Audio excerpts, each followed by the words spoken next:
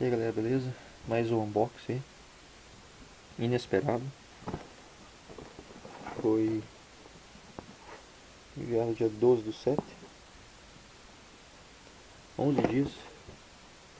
Hoje dia 23/7. Não sei o que é. Desconfio que seja uma shakeira, só que o site consta como em processando faz 2 semanas já. O valor declarado foi de $8. Peso 1 libra e 100. E eu não sei o que é. Vamos abrir. E chegou rápido. Tá muito leve, eu acho que é a shakeira. Eu tenho 2 encomendas de whey pra chegar nele.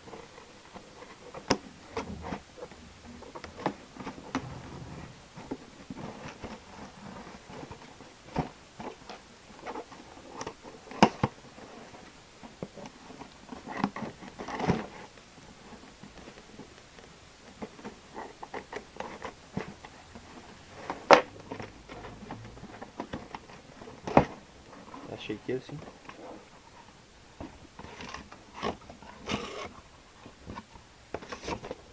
Aqui, ó. Shakeira Smart Shake da linha da edição especial de Jay Cutler. Aqui.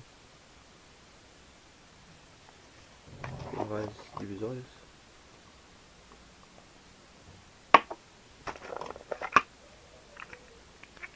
Vou colocar cápsulas.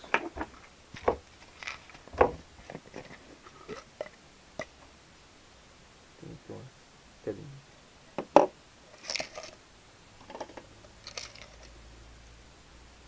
Pininho pra pôr. Se não me engano. Aqui.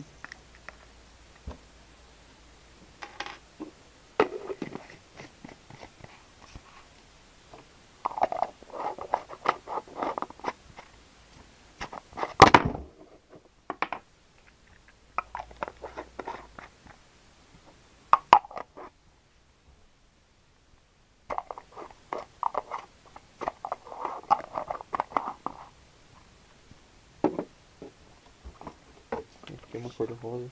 Vendo uma. Também uma t-shirt. Divisória.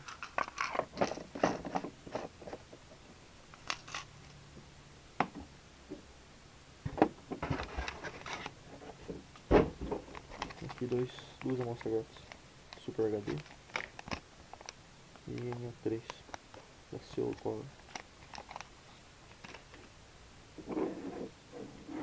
É isso aí.